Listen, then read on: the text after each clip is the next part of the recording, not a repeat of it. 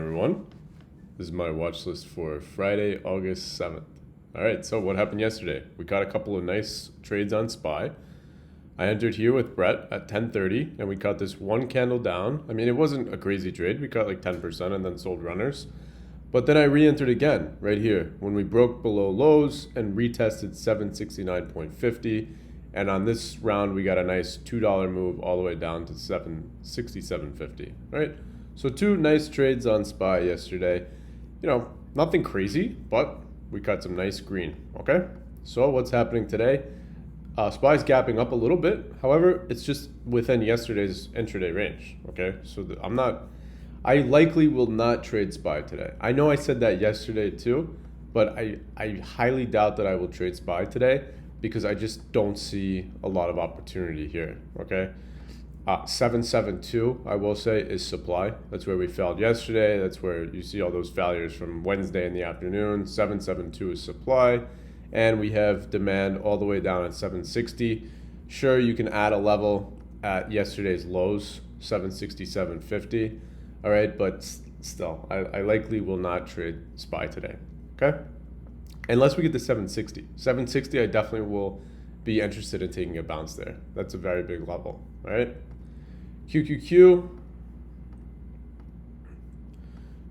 bounced off the 710 demand. Remember, I mentioned this yesterday.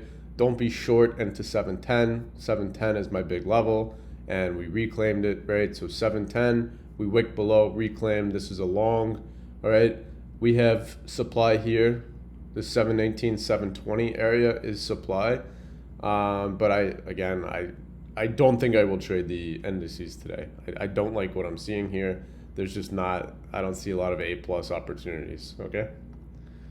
Apple, I do like Apple today.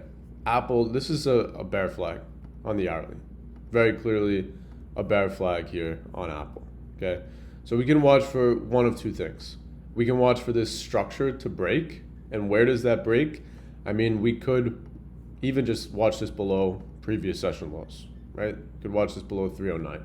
If we get starting to see selling below 309, then we break this flag and we can go all the way back to 300, okay?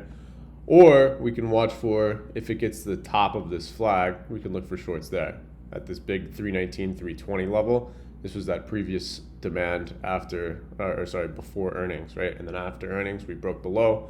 So this is obviously a bear flag on the hourly. We can look for that pop and fade if we get that, or if we structure below yesterday's lows, below 309, I also like this for shorts. All right, we should get at least 305, and then if we break 305, it's going to 300, okay?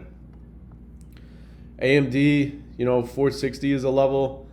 I don't see a lot of on AMD. It's kind of chopping too much for me. If we get below 460, I like that short, but for now it's holding. Amazon, yeah, this is back below that previous all-time high. If we get the reclaim at some point, potentially this is a long, but I don't love it.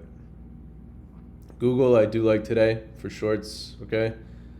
When that news came out that the chief engineering officer is leaving, we got this huge downside. Yesterday, it held that demand from the lows here on Wednesday, but I think today, if we get that break below that 357, that low from Wednesday, and the low from yesterday, then we can see more selling, right? So I'll be watching Google today below 357.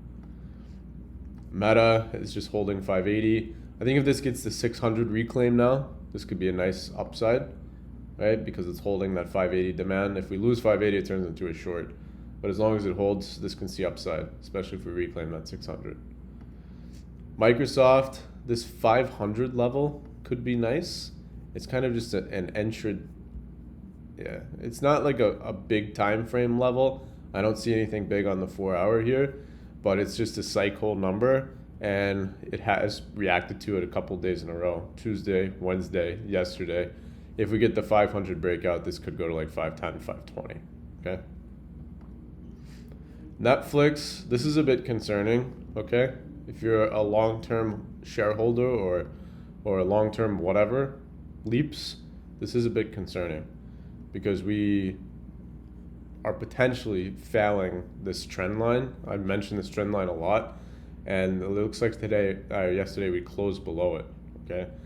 What I would need to see to be confident in Netflix longs, we have to take out 75. 75 is that big level on the 4 hour, right? This is the structure low. This is when Netflix started selling, is when we broke 75. We went all the way down to 65, okay? In order for Netflix to start uptrending again, it has to break 75. Otherwise, this is just a massive bear flag, and this sells back down into 70, into the 60s, okay? So 75, if we get the reclaim of 75 today, I'll take this long. If not, I will not touch longs on Netflix. PLTR has that 164, right? If we get that today, I will take PLTR long. It's a big level on the hourly. NVIDIA, I said yesterday this is overcrowded, that 222. I wasn't going to trade it, and that's exactly what happened, right? If you tried to buy the dip at 222, it just turned into an overcrowded name, and it sold, okay? Now, if it reclaims it again today, it could be a different story, right? Now, if it reclaims 222, we should be good to go because all those people who got trapped yesterday can re-enter long, okay? Or if we get the 214 bounce, I like that as well. In Tesla, it's been really slow, but I'm still watching at 337. I don't know if we'll get it. I like the reject if we get there. If not, then potentially like under 316. Could look for shorts there as well. All right. So that's my watch for today. Let's see what happens. We have big data coming up at 8:30, so all of this could change. I'll see you guys on live.